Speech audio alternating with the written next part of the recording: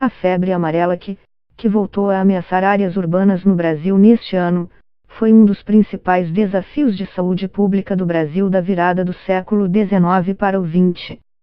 Eliminar a doença das cidades é a condição essencial para abrir os portos ao comércio marítimo e a imigrantes estrangeiros e propagar a imagem de um país moderno. As lições deixadas por décadas de esforços para erradicar a doença e seu vetor, entretanto, foram ignoradas por governos recentes, dizem historiadores ouvidos pela Notícias Brasil. Ao longo do século XX, o combate à febre amarela impulsionou a pesquisa científica e o desenvolvimento de vacinas no Brasil e incluiu capítulos vitoriosos como a gradual eliminação da doença de áreas urbanas e a erradicação temporária do Aedes aegypti. A última epidemia urbana no país foi registrada em 1942, no Acre. Na mesma década, uma grande campanha regional capitaneada pela Organização Pan-Americana de Saúde começou a mobilizar governos na América Latina para se unir na luta contra o vetor e declarou, em 1958, ter conseguido livrar 11 países do Aedes aegypti, inclusive o Brasil. Em 1967, o mosquito reapareceu no Pará e reconquistou, gradualmente, o território nacional. No início do século, epidemias de febre amarela eram constantes em grandes capitais portuárias da América Latina como Rio, Buenos Aires e Havana. Os surtos no Brasil, associados a males como varíola, malária, tuberculose e peste bubônica deram ao país a alcunha de túmulo dos estrangeiros. A febre amarela atingia sobretudo os recém-chegados. Acreditava-se que os aclimatados ganhavam algum tipo de imunidade, conta o historiador Jaime Benchimol, pesquisador da Fundação Oswaldo Cruz, Fiocruz, e especialista na turbulenta história da vacina contra a doença. A má fama era justificada por episódios como o tenebroso destino do navio italiano Lombardia. Em 1895, quase todos os embarcados que chegaram ao Rio morreram de febre amarela e uma nova tripulação teve que ser enviada da Itália para resgatar a embarcação no porto. Benchimol conta que a primeira grande epidemia no Rio ocorreu entre 1849 e 1850, e atingiu 90 mil pessoas de uma população então de 266 mil. Segundo dados da época, morreram, segundo estimativas não oficiais, foram 15 mil mortos. Naqueles tempos, todo mundo conhecia alguém que tinha morrido de febre amarela, não importava a classe social, conta o historiador. A última epidemia de febre amarela no Rio foi entre 1928 e 1929, quando um surto inesperado na cidade e em 43 localidades do estado deixou 436 mortes. Foi um choque para a população e a comunidade científica. Acreditava-se que a cidade tinha se livrado da doença em 1907, após as campanhas bem-sucedidas de Oswaldo Cruz. No início do século XX, vencer a doença e outros males tropicais eram condição para catapultar a modernidade e um Brasil que havia recém-abolido a escravidão e ainda era uma jovem república. As doenças tropicais eram um símbolo de atraso, a prova de que o Brasil não conseguia controlar suas epidemias, afirma a historiadora da ciência Ilana Lovin, pesquisadora do Instituto Nacional de Pesquisa Médica e de Saúde, na França. Eliminar a febre amarela era necessário para que o país pudesse se abrir para fora, se abrir para o comércio, imigrantes e turistas, diz Lovin, que é polonesa e está no Rio como pesquisadora visitante da Fiocruz. Ela é autora do livro Vírus, Mosquitos e Modernidade. A febre amarela no Brasil entre ciência e política, Fiocruz, 2006. Em muitos momentos, diz Lovin, o esforço foi uma questão política. Impulsionou o comércio externo, a política interna, na esteira do avanço das campanhas de saneamento pelo território nacional, e foi uma porta de entrada para a influência norte-americana, através do papel central no combate à doença exercido pela Fundação Rockefeller.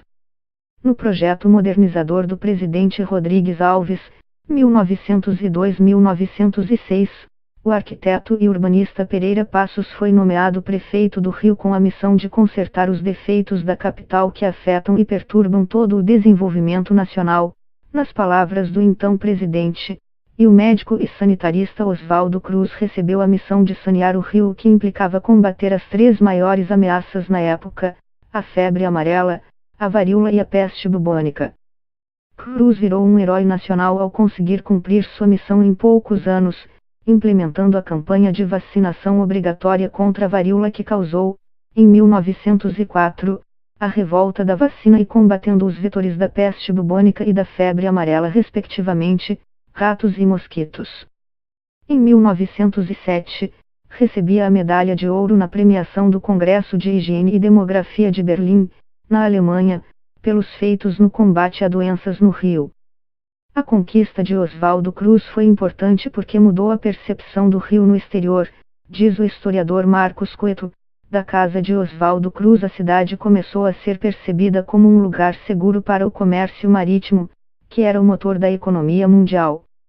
Começou a se criar a percepção de que um país tropical podia ter boa saúde pública, o que até então parecia impossível, ressalta Coeto, editor científico da revista História, Ciências, Saúde Manguinhos. Pouco depois, o presidente norte-americano Theodore Roosevelt visitou o Rio e a Fiocruz. Era uma demonstração de que aqui era um lugar seguro para o comércio. Até então, navios que saíssem da capital tinham que cumprir quarentena antes de voltar para seus destinos para evitar que doenças como a febre amarela se alastrassem. A mudança contribuiu para atrair mais imigrantes ao país.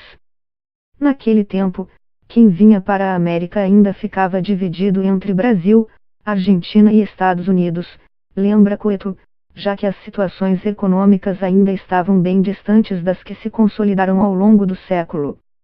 Mas o poderio do ZEUA crescia, e a maior fortuna petroleira do mundo, da família Rockefeller, criou, no começo do século XX, seu braço filantrópico, a Fundação Rockefeller.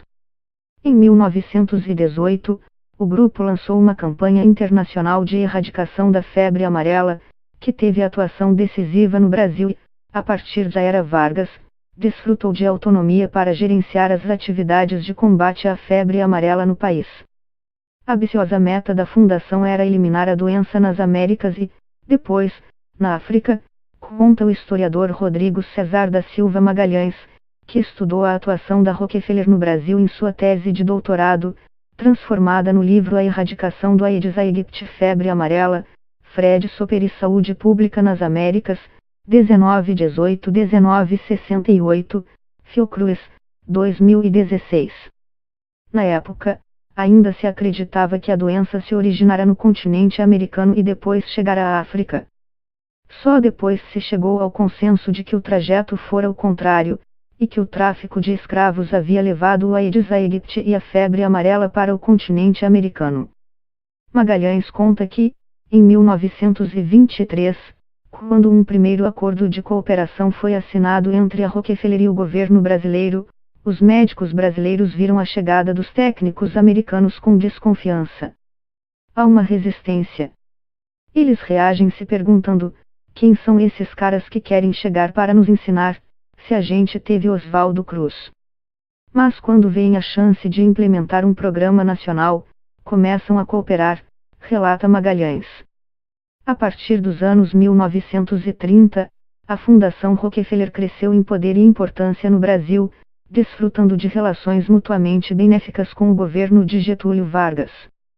Vargas usa a fundação para consolidar seu poder em território nacional, e a fundação vê nas suas boas relações com o governo a chance de consolidar uma campanha sanitária a nível nacional, explica Magalhães. O governo Vargas aproveitou as frentes abertas pela campanha sanitarista com times de inspetores atuando nas cidades para combater o Aedes e buscando alianças com lideranças locais para fortalecer a presença do Estado país afora. A saúde pavimentou o caminho para o Estado varguista exercer sua autoridade nos mais longínquos rincões do Brasil, ressalta Magalhães. A primeira metade do século XX vê uma série de avanços no conhecimento sobre a febre amarela. Em 1900, finalmente se comprovou que o epidemiologista cubano Carlos Finlay já defendia havia 20 anos: a febre amarela é transmitida por mosquitos. Em Havana, iniciou-se a primeira campanha de combate à doença pelo ataque ao vetor, que seria reproduzida no Rio por Oswaldo Cruz.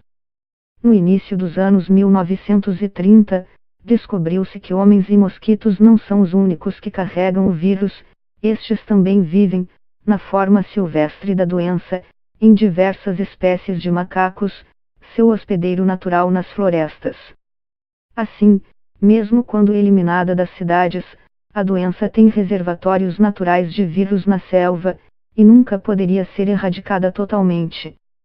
Em 1937, depois de anos de pesquisas e incontáveis testes com diferentes cepas do vírus da febre amarela, finalmente é descoberta uma vacina. Pesquisadores do Instituto Oswaldo Cruz e da Fundação Rockefeller chegaram a uma versão considerada adequada à imunização de grandes contingentes populacionais, e a vacina começou a ser produzida em larga escala no campus do Instituto Oswaldo Cruz. Logo se procedeu à vacinação em massa em áreas rurais de Minas Gerais e na cidade do Rio de Janeiro, embora a vacina ainda estivesse em fase de observação e experiência, como afirmou à época o influente chefe do escritório da Fundação Rockefeller para a América do Sul, Fred Soper. No livro Febre Amarela, a doença e a vacina, uma história inacabada, o historiador Jaime Benchimol lembra que a pressa gerou protestos.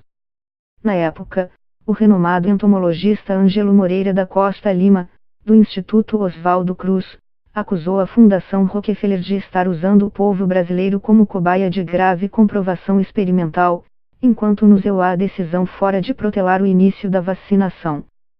Tais acusações tiveram pouco eco, mas pelos padrões de hoje a vacinação jamais teria acontecido com essa velocidade. Eles chegaram à vacina em 1937 e começaram a aplicar em contingentes consideráveis de gente. Foram afoitos, considera o historiador. Nos anos seguintes, começaram a aparecer complicações. Parte da população vacinada apresentou um surto de icterícia, que na verdade sinalizava infecção por hepatite B. Em 1940, foram identificados 1000 casos entre Rio e Espírito Santo, e 22 mortes. No ano seguinte, também foram registrados casos de encefalite como efeito colateral da vacina. Pesquisadores chegaram à conclusão de que a icterícia era ocasionada pelo uso de soro humano para fabricar as vacinas, o que foi interrompido.